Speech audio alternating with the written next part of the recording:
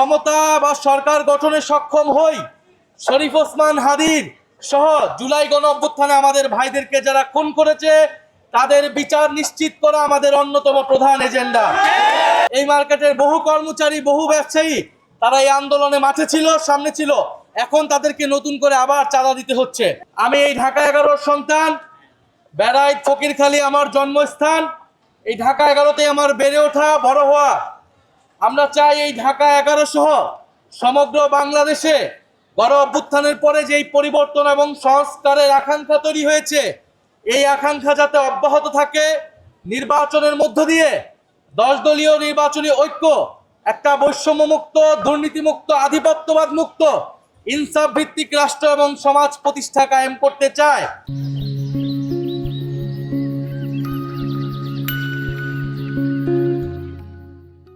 ইনশাল্লাহ যদি আমরা ক্ষমতা বা সরকার গঠনে সক্ষম হই, শরীফ ওসমান হাদির সহ জুলাই গণ অভ্যুত্থানে আমাদের ভাইদেরকে যারা খুন করেছে তাদের বিচার নিশ্চিত করা আমাদের অন্যতম প্রধান এজেন্ডা।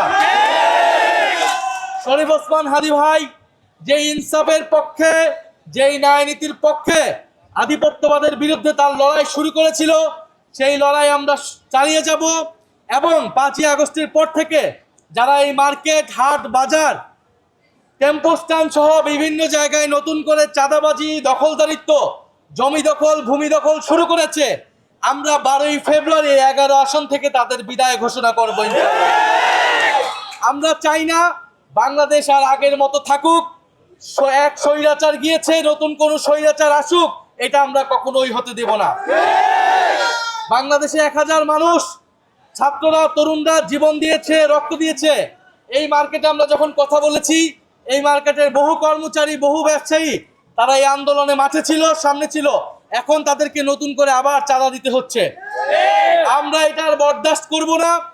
আপনারা আমাদেরকে সুযোগ দিবেন, আমাদের প্রতি আস্থা রাখবেন। আমরা 10 দল ঐক্যবদ্ধ হয়েছি এবং আপনাদের প্রতি আহ্বান থাকবে, 16 বছর পরে ভোট হচ্ছে, আপনারা এত বছর ভোট দিতে পারেন নাই, আপনাদের প্রকৃত জনপ্রতিনিধিত্ব নির্বাচন করতে পারেন না। এখন আপনাদের সামনে সুযোগ এসেছে, সংসদে আপনাদের জনপ্রতিনিধিত্ব আপনারা পাঠাবেন, যারা আপনাদের কথা বলবে, যারা হাদি হত্যার বিচারের কথা বলবে, যারা সার্বভৌমত্বের কথা বলবে। ইনশাল্লাহ আমরা আপনাদের সেই জনপ্রতিনিধিত্বের দায়িত্ব পালন করতে চাই। এবং সংসদ নির্বাচনের পাশে আপনারা অবশ্যই গণভোটে হ্যাঁ এর পক্ষে ভোট দিবেন। কারণ হ্যাঁ এর পক্ষে ভোট দেওয়া মানে সংস্কারের পক্ষে ভোট দেওয়া, দুর্নীতির বিপক্ষে ভোট দেওয়া। আমরা সবাই গণভোটে হ্যাঁ এর পক্ষে থাকবো তো ইনশাল্লাহ? আমরা সবাই হ্যাঁ এর পক্ষে থাকবো, ইনসাফের পক্ষে থাকবো, 10 দলের পক্ষে থাকবো।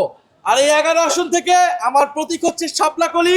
আপনারা শাপলাকলিকে জয়যুক্ত করে সংসদে পাঠান। ইনশাল্লাহ আমরা আপনাদের প্রতি যে প্রতিশ্রুতি দিয়েছি, শরীফ ওসমান হাদি সহ আমাদের শহীদ ভাইদের যে আকাঙ্ক্ষা, সেই আকাঙ্ক্ষা আমরা অক্ষরে অক্ষরে পালন করব।